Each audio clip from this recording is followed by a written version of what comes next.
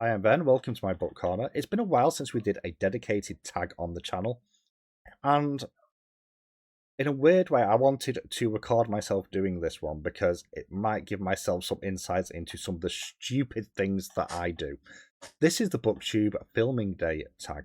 I saw this over on Alan's channel at Big Hard Books and Classics. Link to his video and channel down below. Go give them a check out. We have a number of tags for this one. The first one being my BookTube filming setup. So we are going to be bouncing between different recording methods today. That's going to be fun. So the audio is probably going to be a bit all over the place. But let's just dive into the first prompt, which is my BookTube filming setup. So we're going to start with my recording and streaming setup, and I stream in my room. I have a nice big view out of the window there, but this is where all my books are. This is my sleepy room when that actually happens. But my actual setup itself is very, very simple. I record on my PC, which I built myself, which is down there with cleaning wipes on the top. And I use Streamlabs to record on. I'll show the editing software in a moment. I have a Logitech webcam something and a cheap as chips ring light that I bought for like a $5 online. I don't have any I don't have a decent tripod or anything, so that's why I tend to record at the PC.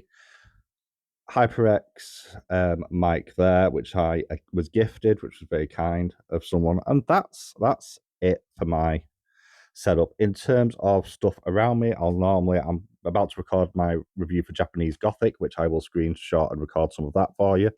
So I'll normally have my book nearby if I have a physical version of it.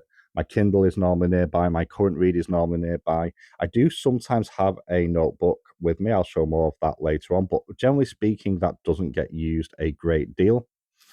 And 9 times out of 10, I'll be honest, I'll have notes on screen in the Notes app, which is open right now and has the prompt saved on it for this video. Once we get through all this, I have Movavi at the moment for my recording software.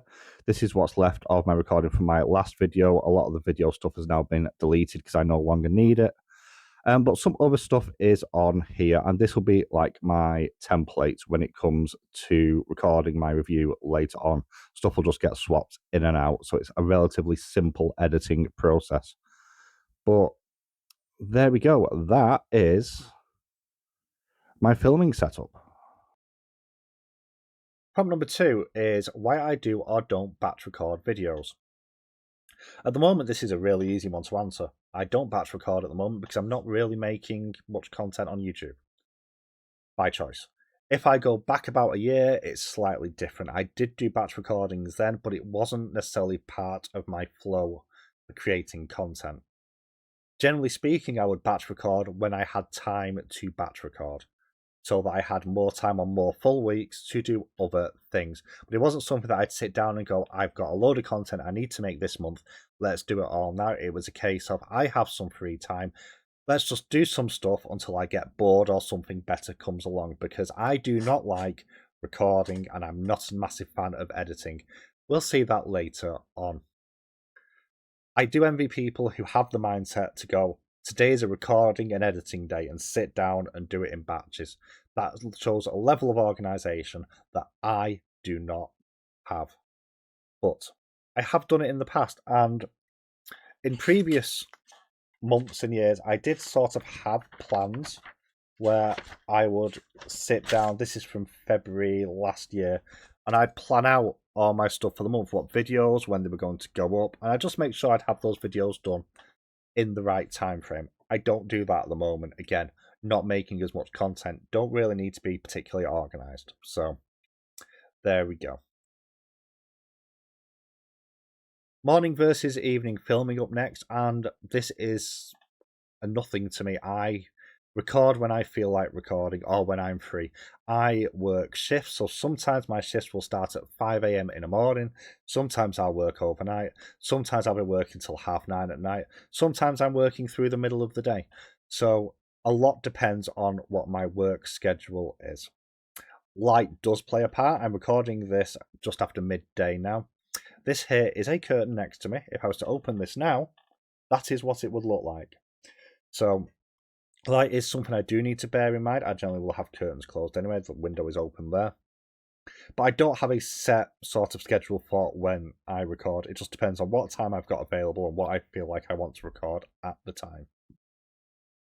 Next one is recording rituals or lack of them. I don't really have any, barring maybe two. I always have a drink before I start recording. That's a bit of a given. I make sure I have stuff that I need to hand. So, generally speaking, for example, that could be a book that I'm reviewing. If I have a physical version of that, I'll have it to hand. I'll make sure my windows are open if I need any notes that I've made, which are generally speaking just going to be characters' names, because I'm really bad with names, or place names as well. Also, I have the blurb of the book up on screen as well from Goodreads or Storygraph. And occasionally I'll have a notepad near me as well on the rare occasion that I do have some specific things that I don't want to forget about. Well, that's almost it. The only other thing does link more into the next question, though, which is common filming mistakes. I don't like filming, I don't like editing, which is a great thing when you're on YouTube. I am quite, I think, atypical in terms of recording, in that from speaking to people, most people seem to record everything and then go in and edit it afterwards, and that just sounds like torture to me. The way I do it is I do it in takes. So, for example, for this video, we have all the different prompts, and for most of the prompts, I will record that prompt separate to the rest of the video. So this one is the exception to that. We have the two prompts in here for rituals and filming mistakes. I have recorded this multiple times. In fact, I will show you if I fetch this to the front.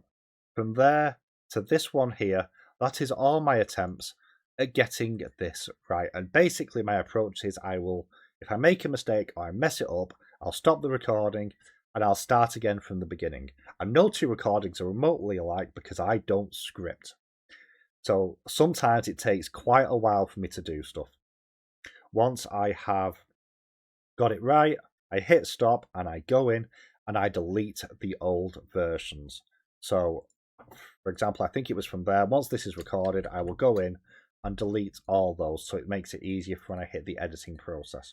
If I haven't done that, sorry, after I've recorded and edited, I should say, what I will do as part of my other rituals, backing back into the other one, is before I start recording for a new video, I will go in and delete the old videos from previous days as well. So again, for example, on here, I have just finished recording the Japanese Gothic review. So normally I'm doing it straight afterwards. I would have deleted those three beforehand, but again, I can clearly see they're not part of the same video. I'm not going to get mixed up, so I'm not going to put the wrong video in, which would be a terrible, terrible mistake. Well, there we go. That's my mistakes and my rituals. I'm going to actually show you my editing workflow now, which is the next prompt. So we've talked a little bit about thumbnail creation. I'll go into a little bit more detail, I think, because it's something that I think is more important on YouTube than it used to be. I use free pre-made assets that are available on Canva. I do not pay for Canva, worth mentioning that here. Occasionally I'll take a free trial and get some of the better stuff. That was rude. For fails, for thinking, noise from outside is the best fail in the world.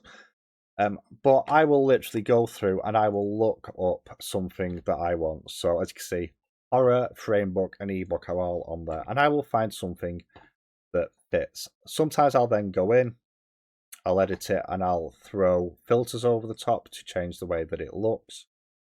To make sure that it fits the vibe that I'm going for.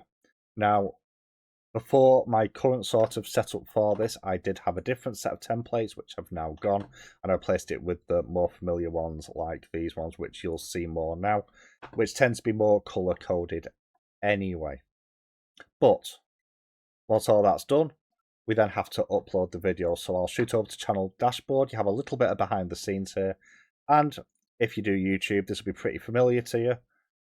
Create, upload a video, and then I just drag and drop because I just find it easier, which will be that one.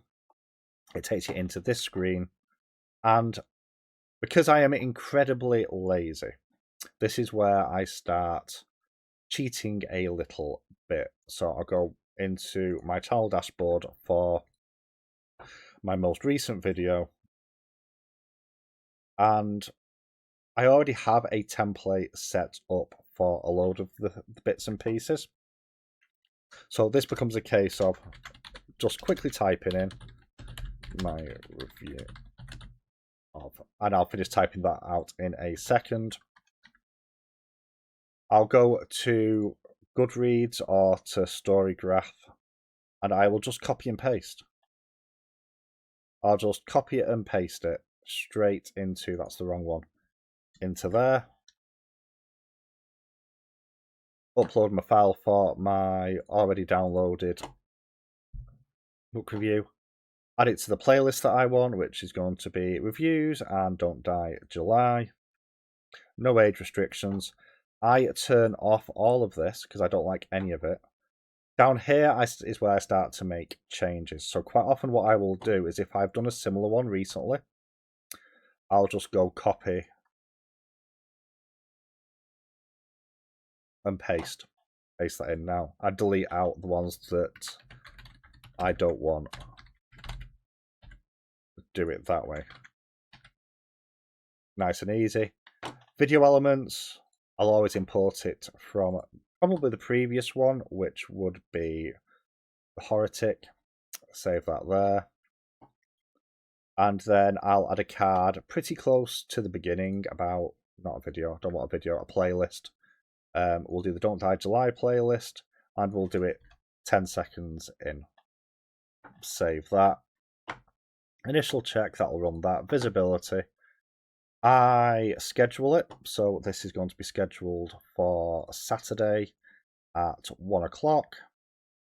So it'll be up by the time this video goes up. That's done. It shouts at me to say, we might do something to this, don't care. I'm relatively sure of where I'm up to on that. And then that is uploading. So, oh, the other thing, which I have not done, is, because I always forget to do this, I just copy and paste the previous title and then just alter. And because this is Evernight, we'll do it that way. Add it as Japanese Gothic by Kylie Lee Baker. I think that's spelt right. Yes, it is. There we go. Now we save it. Go back to channel content. That's uploading. All that is done and done. In terms of SEO, that's your hashtags and stuff. There'll be a couple which I will throw in there. So we'll do BookTube, books. Don't do too many because it does actually... Oh no, not small business. Small booktuber. There is like a limit. After a certain point, it starts ignoring them. Small booktuber used to be on here. There we go. There, that's why. Small booktuber. See if Evernight. Yeah, Evernight's on there. And Don't Die July, because that's what this is for. And book review. There we go. That's what I've done there. And as mentioned, I'll change some of these around so they fit what the book is more. I'll add the author's name in there. I'll add the Evernight box in there, stuff like that. But that is about as much as I do with SEO. Because, frankly, it changes that often that there's not really a huge amount of point in faffing about with it. So, there we go. The last one is really interesting to me. Why live streams feel completely different to recorded videos. This will vary from person to person. Some people do not like doing live streams. Some people do not like making videos. I am one of them. I prefer live streams, which is ironic because I have social anxiety when I'm allowed to think about it. So, for me, I think there's a couple of different things here. If you're recording a video, you're creating a far more curated piece of media. You make the video, you can edit the video afterwards. Anything you don't want there, you can remove. Be that a bit of content or something you've said that you've gone, oh, that's a really bad take that I don't want going out to the world, or being something as simple as removing all those audio placeholders that most people have, the ums, the ers, and the ahs, so to speak, or the long pauses. And a lot of people do go through and remove all those, and that's a major part of their editing time.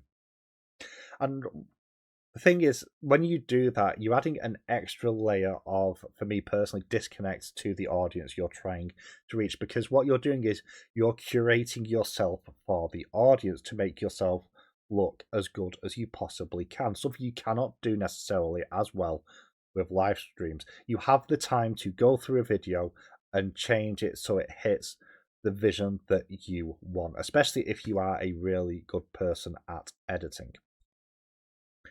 And that gives, most of the time, a far more polished product than you would get from a live stream. A live stream is a very different vibe, especially if it's a really interactive chat, or if you're in a live stream with other people as well, because you don't have that control over the environment. And for some people, that is really, really stressful, because you've got the what's going to happen next mentality going on.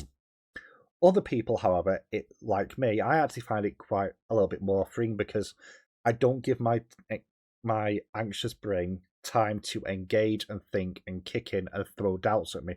I just react to whatever is being thrown my way. So you end up with, in many cases, depending on what sort of creator you are, you can end up with a far more authentic creator portrayal within a live stream, because you're not having the time to self-censor and self-react like you can do with a video. Now, this isn't true for everyone. This is just true for me. I do prefer live streams. I will say, however, that every time I come off a live stream, I am left with a similar feeling that whenever I've finished a video, because I never watch my live streams back. And I always close off the live stream, close off the conversation with whoever I'm speaking to, if it's a doing it with somebody else. And I'll kind of just go for a second and think, my God, I looked and sounded like a prat then. And that's just the way my brain works, because I'm very, very self-critical. But I feel the same with videos, especially when videos don't really do very well. I will sit there and go, well, that was shit. And I think the exact same with a live stream. I'll come off and go, well, that didn't go very well. I sounded like a right idiot, especially if it's discussing something beyond fiction, something that's quite factual based, because I do worry sometimes that I come across as very ill-informed. Whether that's true or not, other people will tell me otherwise. I don't trust what other people tell me, even when it's positive. And so you get a very, very different vibe with that. And depending on how you deal with those two different vibes will depend on whether you prefer to do live streams or videos. And they are very, very different. I personally do prefer live streams, which is weird because I have social anxiety. But I'm not giving my brain time to think. So for me anyway, that's why live streams do feel so different. There's a lack of control there that you have inherently with making videos. But that's the end of this tag. That is the BookTube Filming Day Tag. Please make sure you go and check out Alan's video as well, link down below. Hope you've enjoyed this video. I hope it's given you some insights into the sheer chaos that is my personal process. Thank you so much for watching. I'll catch you all soon.